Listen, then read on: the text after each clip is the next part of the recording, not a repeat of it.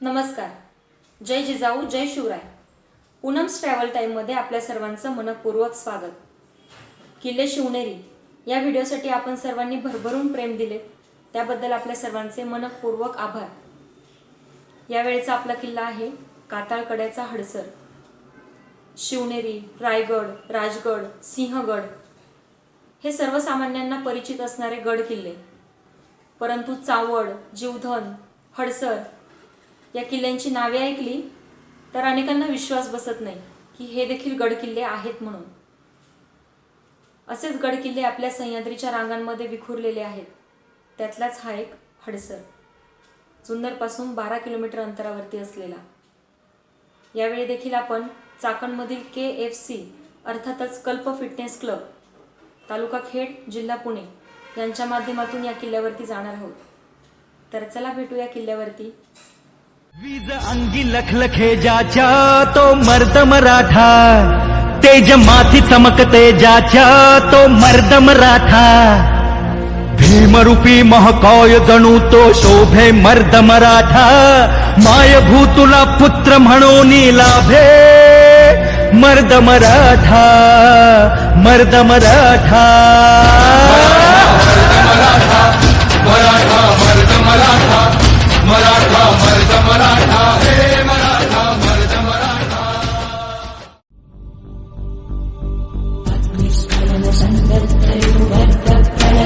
छत्रपती मध्यम दिन समुद्र किरण विद्युत मणिधर छत्रपती गच्छन्त झटकत्तिं किरण दिं पतित नट छत्रपती उद्दी वलय संभाव्य नर स्वच्छन्त गुणधी.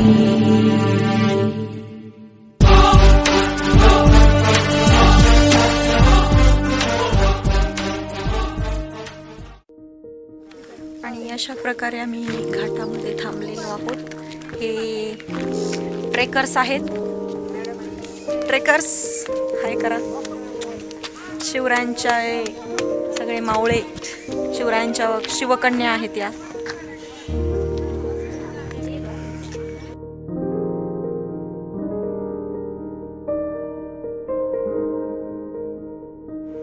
सातवाहन राजसत्ता म्हणजे महाराष्ट्राला पडलेलं एक सुरेख स्वप्न.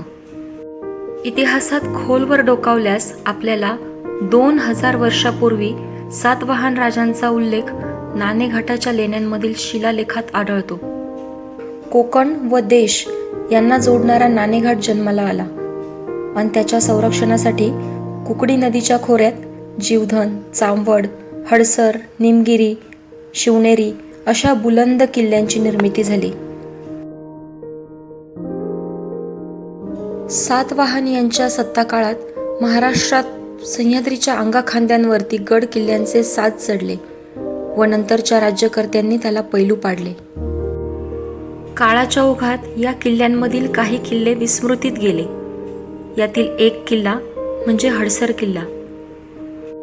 हडसर किल्ल्याचे दुसरे नाव पर्वतगड. किल्ले हडसरवर जाण्यासाठी एकूण 3 मार्ग आहेत. 2 मार्ग पूर्वेकडून असून या मार्गाने जायचे असेल तर आपणास हडसर गावात वाहने उभी करावी लागतात. जर आपण उजवीकडून चढाई करणार असाल तर आपणास अवघड खिड्याच्या वाटेने किल्ल्यावर पोहोचता येते आणि जर डाव्या बाजूने आपण चढणार असाल तर एक घळीतून आपणास राजमार्गापाशी वर टॉपवर पोहोचता येते. परंतु ही वाट पण सोपी नाही.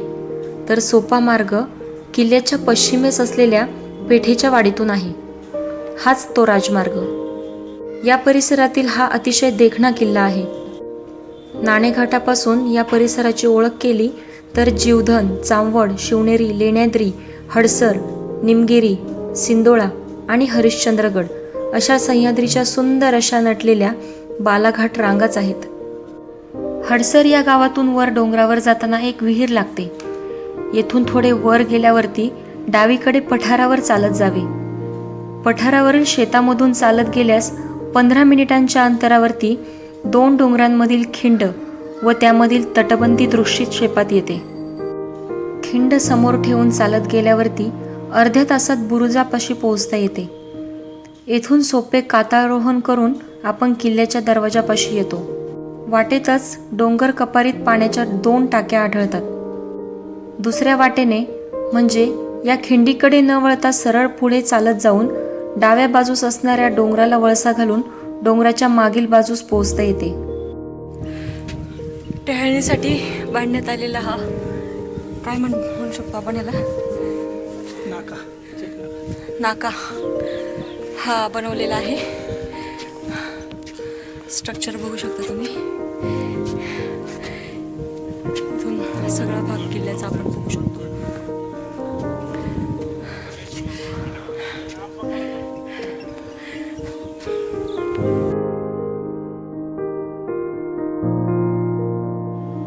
हडसर किल्ल्याचे दुसरे नाव म्हणजेच पर्वतगड होय.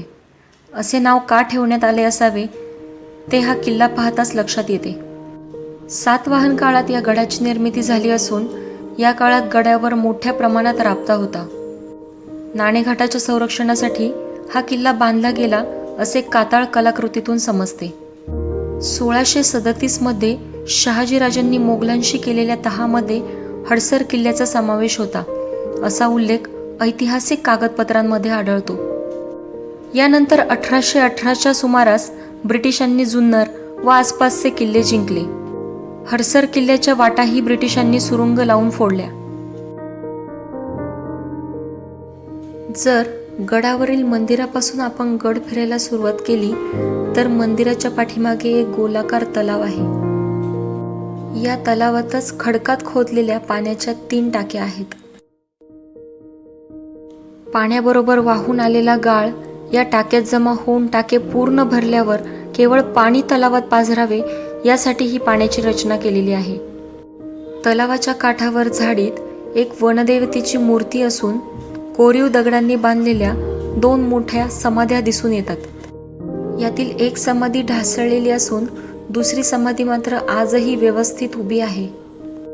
शिवकाळात या गडाचे फारसे उल्लेख नसले तरी जयराम पिंडे यांच्या पर्णाल पर्वत ग्रहणाख्यानम या संस्कृत काव्यग्रंथातील पहिल्या अध्यायातील 37व्या श्लोकात हडसरचा उल्लेख येतो.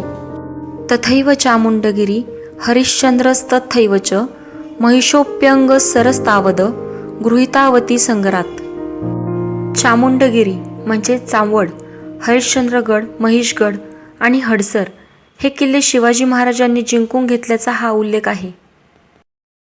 कृष्णाजी अनंत सभासद त्यांच्या बखरीमध्ये या गडाचा उल्लेख पर्वतगड असाच करतात. मुघलांच्या नोंदीत या गडाचा उल्लेख हरसूल असा येतो. पेशवाईत हा गड शेवटच्या मराठे इंग्रज युद्धापर्यंत मराठ्यांकडेच होता. इसवी सन 1818च्या या युद्धावेळी मेजर एल्ड्रिजने जुन्नर जिंकल्यावर जुन्नरचा किल्लेदार हडसरवर आश्रयाला गेला. नंतर इंग्रजांच्या एका तुकडीने या गडाला वेढा घातला आणि 25 एप्रिल 1818 रोजी हा गड इंग्रजांच्या ताब्यात गेला. हडसर या गडाची उंची तब्बल 4687 फूट आहे.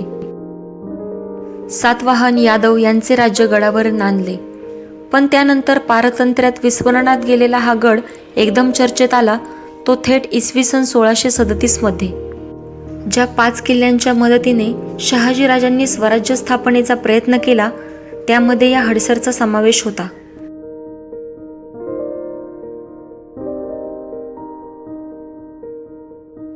इथे एक गोष्ट आवर्जून सांगावीशी वाटते. या अशा अनगढ गडांवरून फिरताना चित्त सतत सावध असू द्यावे. या प्रवासात अनेकदा सरपटणाऱ्या अनाहूत मित्रांची गाठभेट होण्याचा धोका असतो. तेव्हा डोंगर दऱ्यातून हिंडण्याची हौस ज्यांना जोपासायची आहे त्यांनी एकतर अशा सरपटणाऱ्या प्राण्यांची माहिती यातही किमान विषारी सापांची ओळख करून घेणे महत्त्वाचे आहे. न होवो पण वाईट प्रसंग उद्भवलाच तर किमान प्रथमोपचार तरी माहीत असायला हवा. अन्यथा केवळ भावनेवर चालणारे गिरीभ्रमण अनेकदा स्वतःसोबत सहकार्यांना सुद्धा अडचणीत आणू शकते.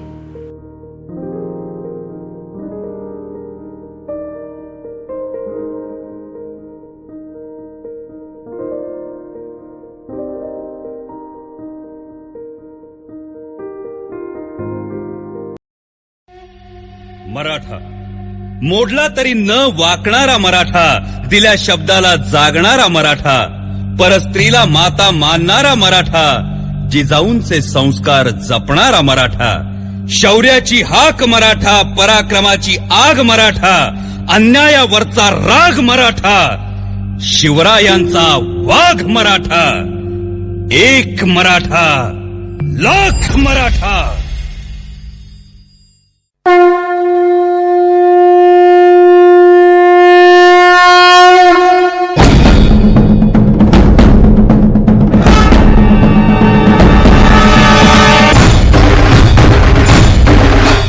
अंधाराला घाबरत नाही, आभाळाची साथ आहे.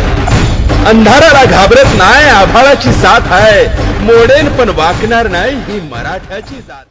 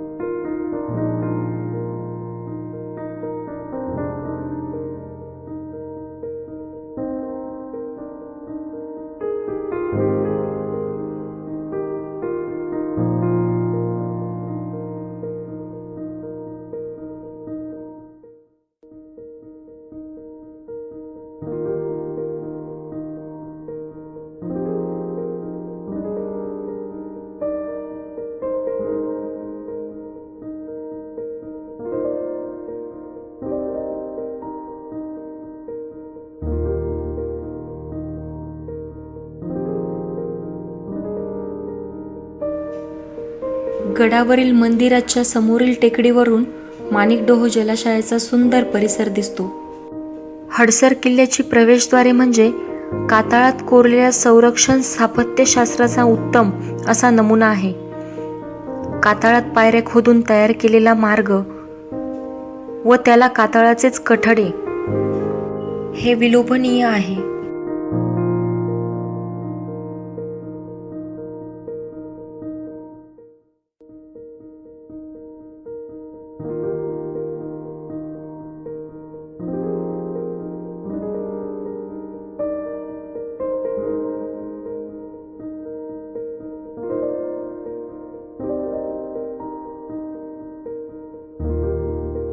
पुढे कातळात खोदून काढलेले 2 दरवाजे व त्यांच्या रेखीव कमानी, तसेच शेजारचे बुरुज व आतील पहारेकराच्या कोरीव देवड्या, हे सर्व काही पाहण्यासारखे आहे.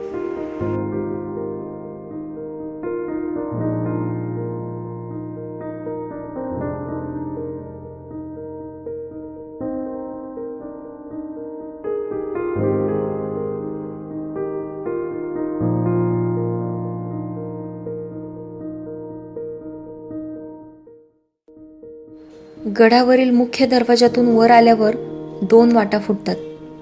यातील उजवीकडील वाट समोरील लहान डोंगरावर जाते, तर डावीकडील वाट किल्ल्याच्या दुसऱ्या दरवाजाकडे जाते. समोरील डोंगराला घळीतून येणाऱ्या वाटेच्या दिशेने तटबंदी असून टोकाला बुरुज बांधलेला आहे.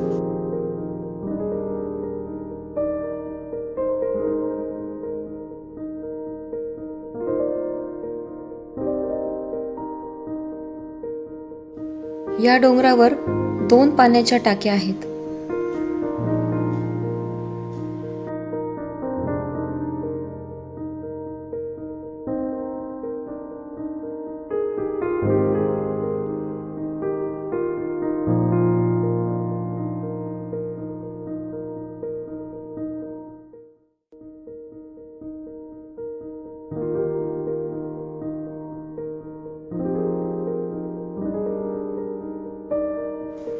आपण पाहताय हा कमानी टाक.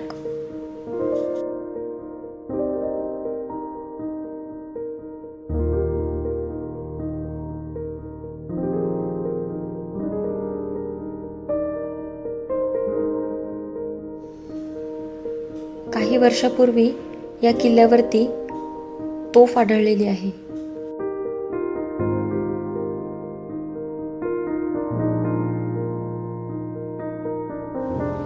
येथून एक मार्ग धान्याच्या कोठाराकडे तर दुसरा मार्ग शिवमंदिराकडे घेऊन जातो.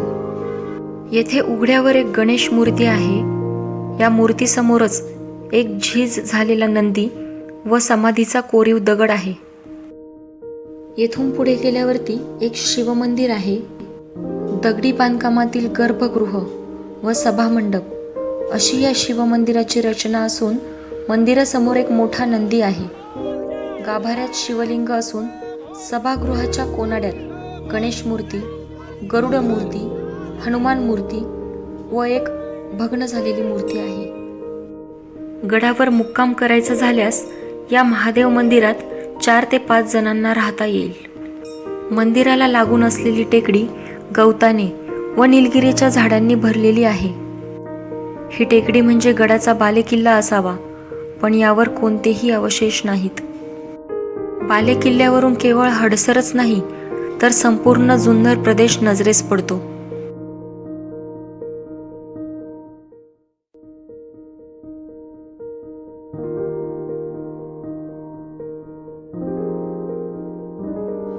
तलावाकडे जाताना उजवीकडे वळल्यावर कड्यालगत जमिनीच्या पोटात खोदलेली एक वाट दिसते.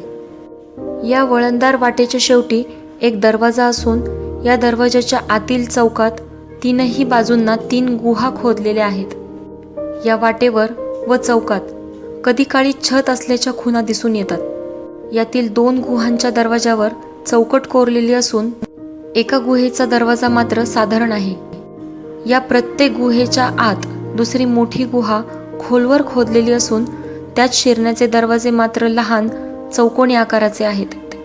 ही रचना राहण्यासाठी नसून बहुधा कोठारांसारखी असावी. आजही ही कोठारे राहण्यासाठी अयोग्य आहेत. येथून बालेकिल्ल्याला प्रदक्षिणा मारत गडाच्या पूर्व टोकाकडे निघावे.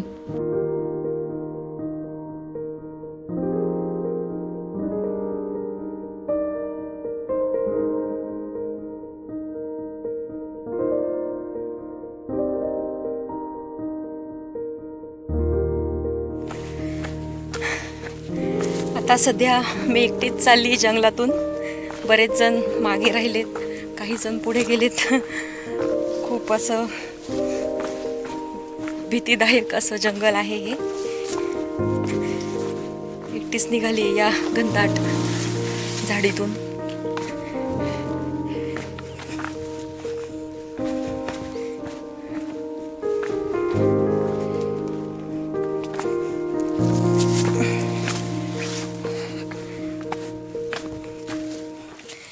पहा, पायवाट सुद्धा नीट दिसत नाहीये. खूप अशी लहान पायवाट आहे. या छोट्या पायवाटेतून निघाली. खूप शांतता आहे या ठिकाणी. निसर्गाचा आनंद ज्याला आपण म्हणतो, या ठिकाणी आपण पुरेपूर उपभोगू शकतो.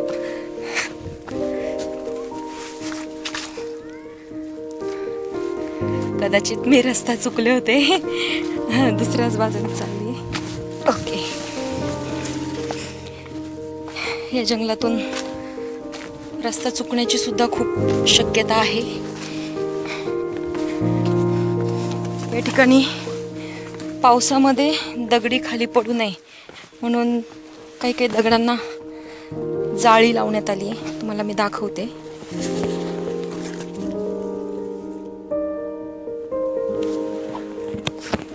या अशा प्रकारच्या जाळ्या लावल्यात.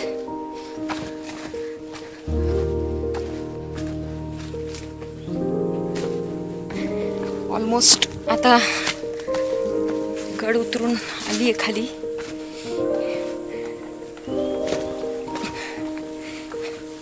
खूप मोठ्या मोठ्या पायऱ्या आहेत.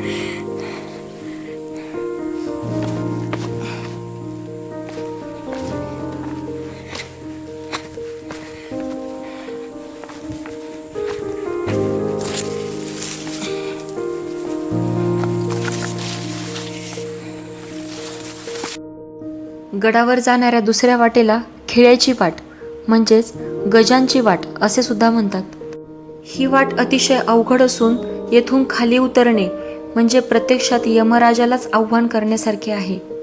कारण हे कातळ 90 डिग्री व कोनामध्ये असून यामध्ये 2-2 फूट अंतरावरती झिगझॅग पद्धतीने लोखंडी खिळे काढलेले आहेत. साधारण ही चढण किंवा उतरण 100 फूट असून याच मार्गावर आपणास 2 कातळ कोरीव लेणी संच पाहावयास मिळतात. दिवसाच फक्त या वाटेचा उपयोग धाडसी पर्यटक चढाई किंवा उतरण्यासाठी करतात. कारण हा कडा उतरल्यावर पुन्हा हडसर गावात साधारण 1 किलोमीटर अंतरापर्यंत अतिशय तीव्र उताराने व बुजलेल्या पाऊलवाटाने जंगलातून पोहोचावे लागते व हेच खूप जिकरीचे आहे. तेव्हा शक्यतो या वाटेचा उपयोग पर्यटकांनी न करणेच योग्य आहे.